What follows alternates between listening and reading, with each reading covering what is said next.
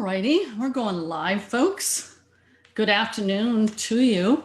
We're at 12 p.m. CT, 1 p.m. Eastern, and 11 a.m. Mountain Standard, and wow, 10 a.m. Pacific Standard. Okay, great. Well, it looks like we have made it. We are now live. So guys, let me know that you can hear me. I'm gonna give ourselves a little bit of time to make sure we all, whoops, got that on the wrong thing. Hang with me. I wanna be able to be with you guys on the page. All right, so right in the panel, if you can see me, and I'm trying to see it on my phone and it's not there yet. So I wanna be able to interact with you guys. Come on. Why is it not showing for me? So anyways, you guys go ahead and write in where you happen to be listening from, where you're located. Obviously, we are international, mostly here in the US, but just go ahead and write that you're here and where you are listening in from. All right. And then I want to be able to welcome you into the call. So we are in a book series is what we're going through. And here is the fact of the matter. Because some say, why books, Ann? What is your thing? Hey, hi, Candida. Hi, Judith. Okay, good. I appreciate that. The fact of the matter is that business is actually, success in business is a whopping 80% mindset and only 20% technical. And you may beg to differ. I can understand that. You know, gosh, Ann, really, it doesn't feel like it's 20% that's technical. But I will say the overcoming and the ability to work through technology, that decidedly is mindset, right? Okay, hi there, Greg. Hi there, Betty. Calling in from St. Louis. Cindy, hi there. Okay, good deal. All right, so welcome everybody. This is the Voice of E-commerce, which is the broadcasting arm of the E-commerce Business School. And this is where we like to demonstrate to the public that we are real people in a real go-giving community, and hence our focus on the mindset. We know that that is a big component of your success. But we are, like I said, going through some book series. So I'm going to get into a really, really critically important topic. And it's really about an attribute or a quality that you need to possess as an entrepreneur. And it's called persistence. It's called persistence. And we see that people who win the game, when you really peel back the onion layers, the reason they won the game is there is that dog, what did they call it? Dog-headed, or just determinedness of persistence. I am not giving up, right? When you peel it all back, it wasn't necessarily that they were so incredibly brilliant and smart, but they were determined. And through that determination, they were persistent, right? So that's really what I see as a leader, as I've been training people for over 14 years here in the online space, but I was a sports coach before that. And it's that determinedness. Granted, there's other variables that factor in. Some people are, you know, a little sharper knife in the drawer. That does help, right? But we're going to get into this topic of persistence. And so what I need to do is share my screen. So bear with me while I get that up. And this is actually drawing on a training that I had created. I'm going to pull again from Think and Grow Rich. I created an entire training course on this.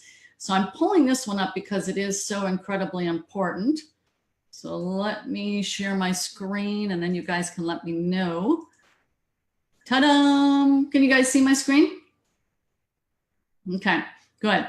Now, if you are enjoying this topic, the best way to get closer in on this is to go to AnnSeekBookClub.com.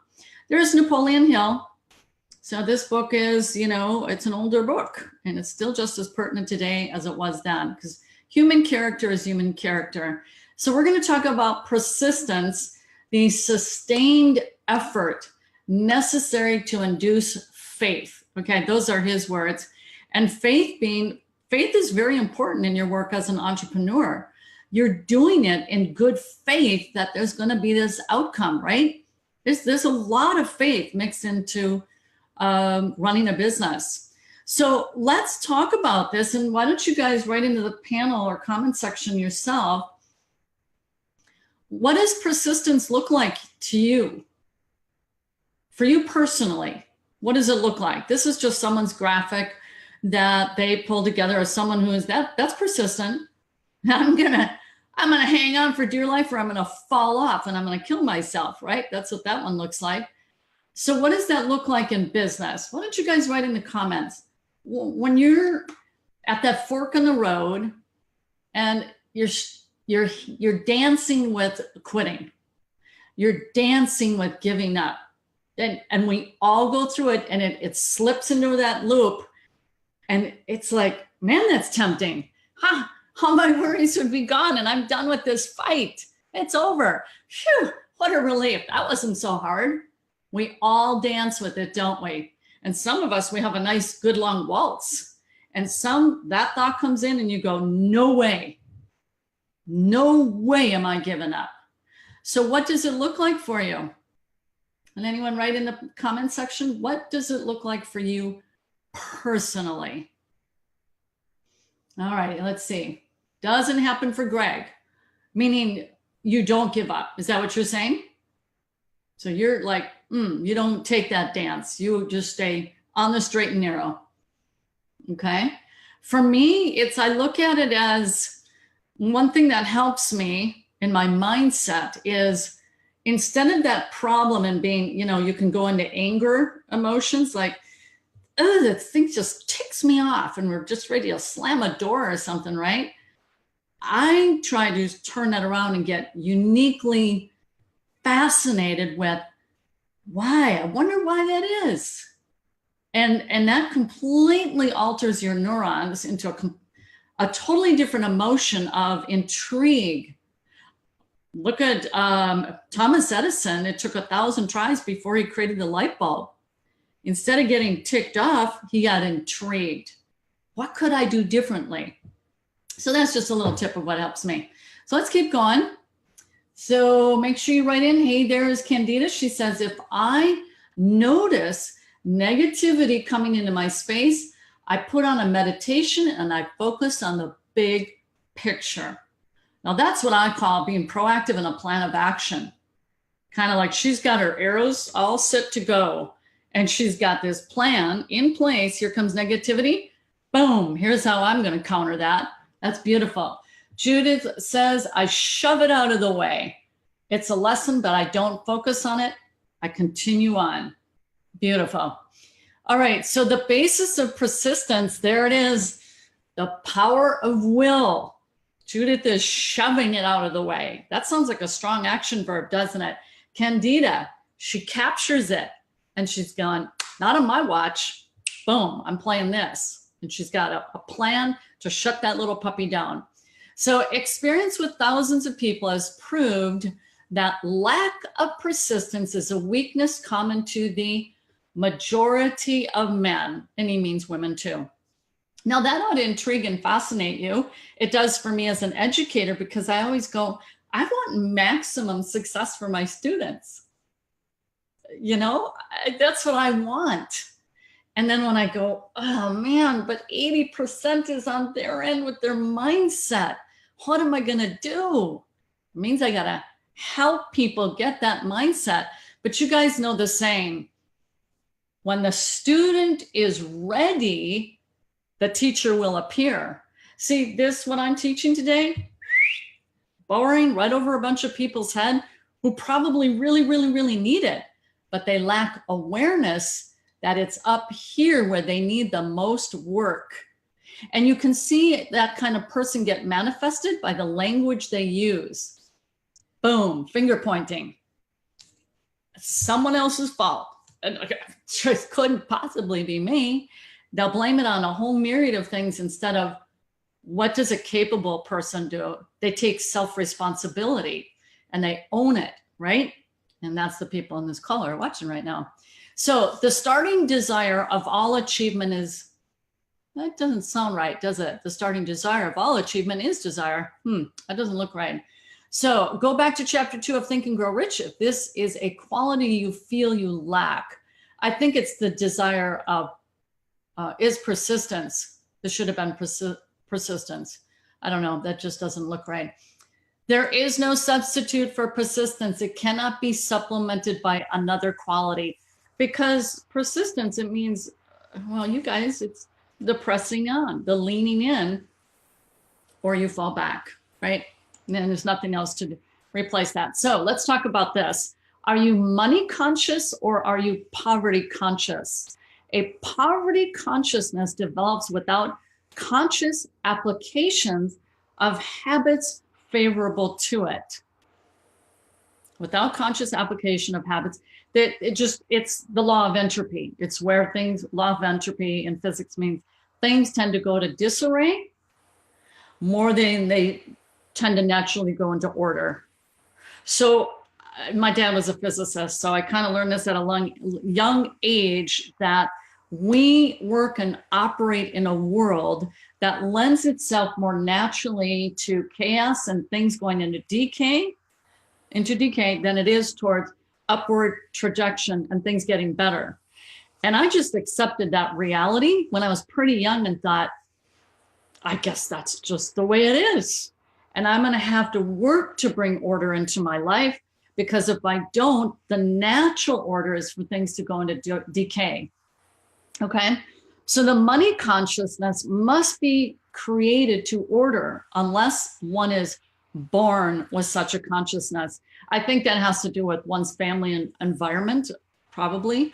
Someone who's born into a family business, for example, and who was taught through their father, they're going to have that natural outcome, or mother for that matter. But if you don't have money consciousness, you didn't grow up with it, then you have to seek it, right? And that money consciousness is obviously attached to business. So how are we doing, guys? All right. Without persistence, you will be defeated even before you start. But with persistence, you will win. So Candida will especially find this interesting. So Candida, you helped me in last week's Shop Your Way to Wealth informational web class. Well, I put in a new mechanism where I'm going to quiz people. It's a mindset quiz. And they're going to actually, by how they answer this quiz, they map out in this graph of the indicator of, wow, I scored less than a 10. And you know what we tell them? Time to leave the webinar. This probably isn't going to be a good fit for you, because they gauged in like way at the bottom for mindset. If we accept this reality as a training company, that 80% of winning in the game of business is mindset, and they score really low on our little test that we're going to do tonight, first time ever, why would we want to waste their time? Not a fit for them. And then it scales by increments of 5. So anyways, we are beginning to implement this into our marketing material in advance I'm going to just speak really candidly, weed out the people for which they are not mentally prepared for the journey they're about to embark on. They just don't have it. So think about it. I was telling my husband about it a minute ago. I said, with colleges, where they're pumping out, let's say it's scientists, they're not going to let in people with a 2.0 GPA if they're like this, like MIT, and they're pumping out awesome top-notch scientists. They're going to have a high standard before you can even get into that school. Well, this is the e-commerce business school. Now, I want to say, of course, we give everybody a chance. Someone may say, you are kidding me. I scored at a 1. She's telling me to leave the web class now? They may say, oh, wait a minute. And they stick around. And maybe their little inner giant grew up real fast when they see the low, where they landed with how they answered the questions that we're going to present to them tonight. You guys are learning some big stuff here. All right. Now he talks about a mastermind group, which I think all the people who happen to be in this, who are watching, are in a mastermind group. You pick that with care. You will have, you will have in it at least one person who will aid you in the development of persistence. A lot of things, attributes, characteristics, they are captured more than they're taught. Like leadership, they say it's caught, not so much taught. In other words, when you can follow in the footsteps of someone where you like their leadership, and an aspect of leadership is persistence. Well, if there's nobody in your mastermind group that's got a lick of persistence to them, that's not going to fare very well. And I know you guys are all going, that's for sure, right? Now, you can train yourself to be persistent. So let's dig into it. Let's get our shovel out or our backhoe. Persistence is a state of mind. Therefore, it can be cultivated. This is awareness. So here's what we know to be true. We know when people sign up for a gym membership, for example, they know even before they've walked in and paid for that membership, they already know in their mind they're defeated, and they already know the outcome, that they're going to last maybe all of 2 or 3 weeks. But it does feel good to spend the money and that I'm going to actually do something about it. But they already know they're defeated. And the same is true when people access training. They already know in advance, yeah, a little message plays in their brain. You've done this how many times before and you never stuck with it, right? The inner game has to change first. That's why we're popping in our quiz tonight. And that's going to be an indicator. All right. Now, persistence is based upon definite causes, and here's a list of them. Definiteness of purpose. Knowing what one wants is the first and perhaps the most important step towards the development of persistence. A strong motivational force is one to surmount many difficulties. This is why, for example, in our new member orientation, we do the wealth building exercise, and I ask them, where do you want to be 6 months from now? And I tell them, don't tell me money. That's secondary. We'll talk about that later. It's more what money does for you. What do you want? I knew what I wanted when I came online. I was gonna get my husband home. So everyone has to decide what theirs is. 2, they happen to have desire. It is comparatively easy to acquire and to maintain persistence in pursuing the object of intense desire. So, secret, I just wanted my husband home to cook for me. Okay, shh. Don't tell him. No, actually, he knew that because he likes to cook. So that's intense, right? I'm kind of having fun with you guys, but whatever your intense desire is. Number 3, self-reliance. Belief in one's ability to carry out a plan encourages one to follow the plan through with persistence. Okay? Who even knows how to do a plan? Well, we train people at the e-commerce master's program level. They submit accountability reports. And in there, there's plans laid out, right? And that self-reliance is the belief. And that's where a mastermind can come and play and help shore you up in your belief, because you're going to hit some bumps.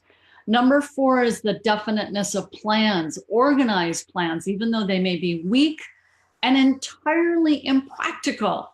They still encourage persistence, because developing good plans is a skill set, right? We all agree on that. But let's say you're brand new to putting together plans, and it doesn't matter. It's at least a plan, and it encourages you to see it through. If nothing else, even if the plan was faulty and not giving you the outcome you desired, the fact that you could complete a plan puts you like on another planet in the human race, practically, especially in the training space, because it just seems so rare oftentimes. Number 5 is accurate knowledge, knowing that one's plans are sound based upon experience or observation. That encourages persistence. Guessing instead of knowing destroys persistence. So I can tell you with marketing, this really fits in with this. We make theories. I have about 3 or 4 different tests going into tonight. And I'm like, and I told Kurt, I just got off a call with Kurt. Kurt, we also need to implement this other idea I have. It's fantastic. You're going to love it. Kurt, I need you to do it. So, all right, keep going here. 6, cooperation. Sympathy, understanding, and harmonious cooperation with others tends to develop persistence. Okay, think about that one for a moment. People who are antisocial or have difficulty communicating with other people, whether that be verbally, written, whatever, it's going to be a little bit harder because they're not going to be able to lean into that, oh boy, how do I describe it? That human power of people shoring you up in your plan, you know? All right, I see. Actually, no, Judith, it's just where it's an invite web class for our Shop Your Way to Wealth people. But I can tell you more about that in a minute. Okay, number 7 is willpower. The habit of concentrating one's thoughts upon the building of plans for the attainment of definite purpose that leads to persistence. Okay, keep going. 8, habit. You know, they call it the Rockefeller habits. You know, success is not a mystery. It's not a mystery. It's not a mystery. It comes down to just some bare bone things. Persistence is the direct result of habit. The mind absorbs and becomes a part of the daily experiences upon which it feeds. Fear, the worst of all enemies, can be effectively cured by forced repetition of acts of courage. That needs to become a meme. Those are not my words. That's Napoleon Hill. Fear, the worst of all enemies, can be effectively cured by forced repetitions, acts of courage.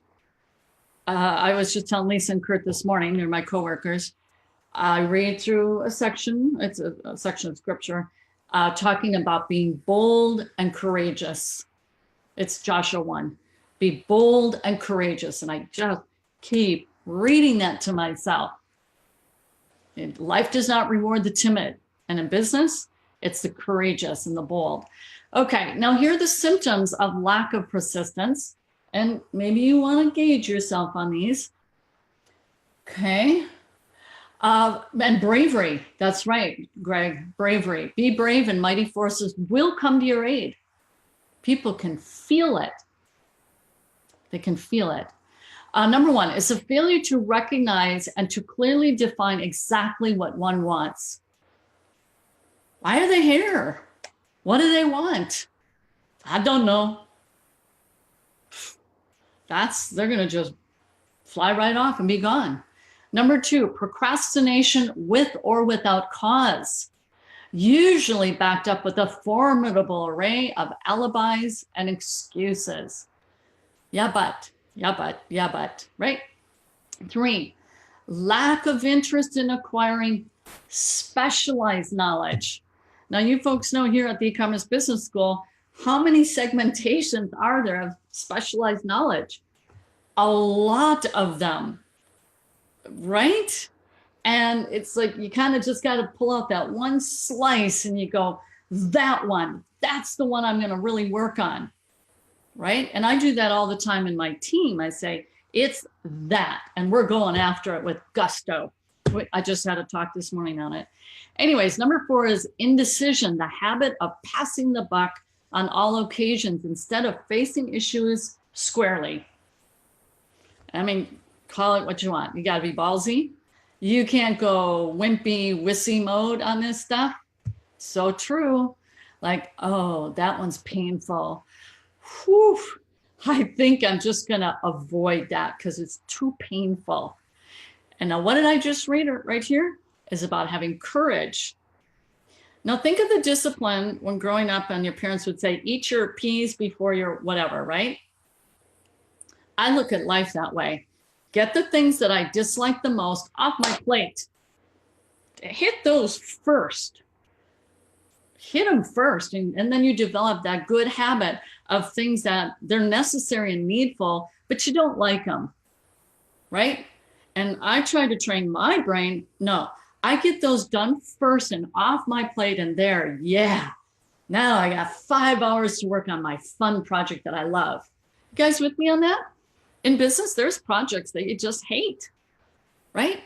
Tackle those first, get out your axe, get it done. Number 5, the habit of relying upon alibis instead of creating definite plans for the solution of your problems. Look around in the culture. Oh man, do you ever see this? Right? Instead of owning it. Here in business, we got to own this thing. Number 6 is self-satisfaction. There's but little remedy for this affliction and no hope for those who suffer from it. Okay. They're just, I believe what he means from this is they're very self-absorbed in their indulgences and they lack the self-discipline. Number 7 is indifference. Oh boy. You can spot this, can you not? When you're in a group, the mental energy is like, it just sucks up the good energy in a room when you have someone who is indifferent. It's such a downer. Do you guys know what I'm talking about? Like you have this team effort going on and there's someone who's indifferent. Like, what is this in the room? Whoa, gal, it doesn't even feel like he wants to be here. Okay. Usually reflected in one's readiness to compromise on all occasions rather than meet opposition and fight it. Now, I'm just going to tell you, the way I run my business and my team is fairly egalitarian. I actually teach and train them. I want opposing points of view. Like there's a serious problem if I'm laying out every idea and everyone's nodding their heads. I don't need head nodders. I'm just going to go devil's advocate and have the floor. Do you guys get what I'm saying here?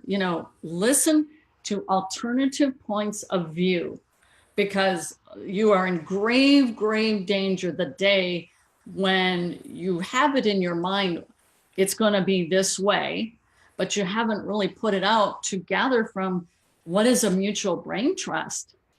What value is that if you don't draw on those brains to get opposing views? Beautiful, beautiful things happen with that. And so I'm like, go for it. And then someone will ultimately have to decide. But okay, how are we doing, guys? Okay, I think we'll be done shortly. I think there's a few more slides here. Okay, again, here are symptoms of lack of persistence. 8 is the habit of blaming others for one's mistakes and accepting unfavorable circumstances as being unavoidable. In other words, you're a victim of the universe. That old universe that just keeps on knocking me down, just knocking me down. And then they're just playing their song and they go through life playing that song. The universe, it's just poised against me. The universe is out to get me, don't you know it? Whereas others see the universe as a friendly place, okay? Number 9, weakness of desire due to neglect in the choice of motives that impel action. So he's parsing desire down for motivation. So of course I was kidding when I made the example of relative to my number 1 desire was to get my husband home. It wasn't for cooking. That would be just too darn selfish. No, I wanted to be around with him because he's my best friend. And I want to be with him. And so I just think I have the most wonderful life in the world because we get to work from home. We can have lunch together and have a nice discussion and conversation. And it's wonderful. Instead of him when he had the glass business and was gone 10 o'clock at night very frequently, right? Number 10, willingness, even eagerness to quit at the first sign of defeat. Did you read that word? Even eagerness. It's an overwhelmingly large number of people. It's like they embrace it. Yeah, I get to quit. Yeah, I found a reason too. It didn't take long. All right. Number 11 is lack of organized plans placed in writing where it can be analyzed. We do that at the E-commerce Masters Program level. It's all in writing. It's a business journal and diary. It's there. And you want to talk about boldness? That is put out in front of their peers and me reviewing it. And people can go back and read and watch those. That takes courage. Boom, high five. All righty. 12, the habit of neglecting to move on ideas or to grasp opportunity when it presents itself.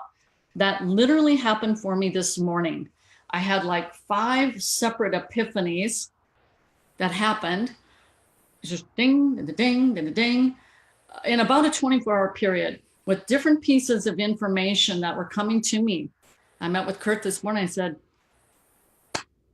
I made up my mind. I know what I need to do. Because I was paying attention to data and things that were going on that culminated into a realization. And we jumped on it this morning. Number 13, wishing instead of willing. So that's an issue, right? I'm just going to keep wishing. Willing. You can feel it when someone is in that state. 14, the habit of compromising with poverty instead of aiming at riches. Well, I suppose, and they just kind of compromise themselves down instead of going, no, I'm going for wealth building. So general absence of ambition to be, to do, and to own.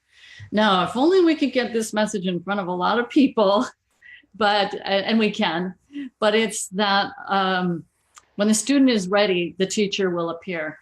Because we could put this in front of 100 different people and some wouldn't even be able to self-identify some of these character attributes because it wouldn't matter to them.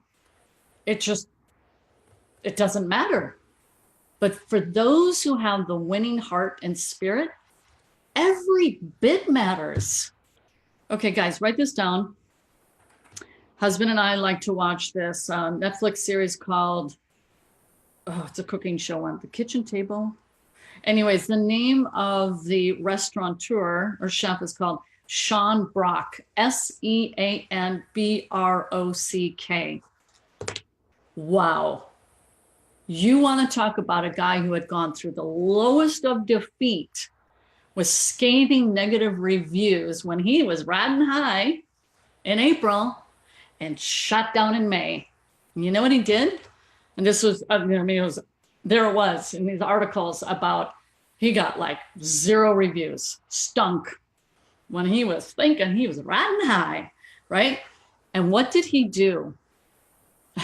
You guys have to see it, that one. Sean Brock, B-R-O-C-K, and it's about Southern cooking, by the way. He lived in the kitchen for 7 months. He slept on the floor with his head on the mop head for a pillow. And he thought, I will regain my stature. I will reclaim my credibility. 7 months. And then he had a big whatever, and invited people. And he got rave reviews. And I thought, no, that is a will to succeed. He never left the restaurant. He slept on the floor. And you guys know what a restaurant floor is in the kitchen?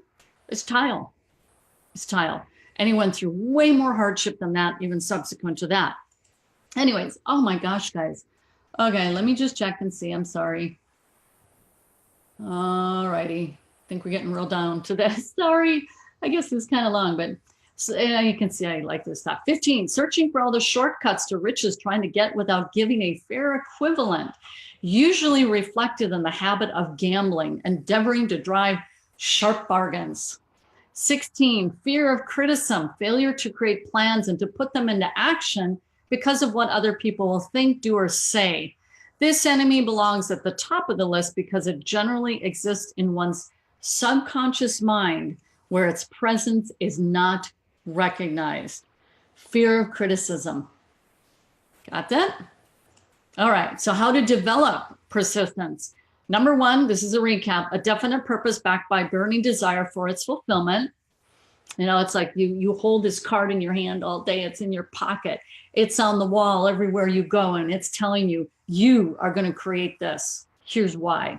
All right, 2 is a definite plan expressed in continuous action. How about number 3?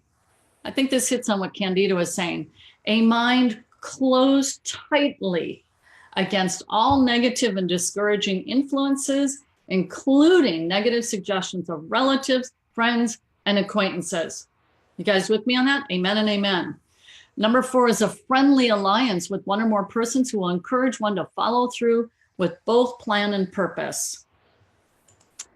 Here's your homework. Get into a mastermind group with fellow members in pursuit of the same goal.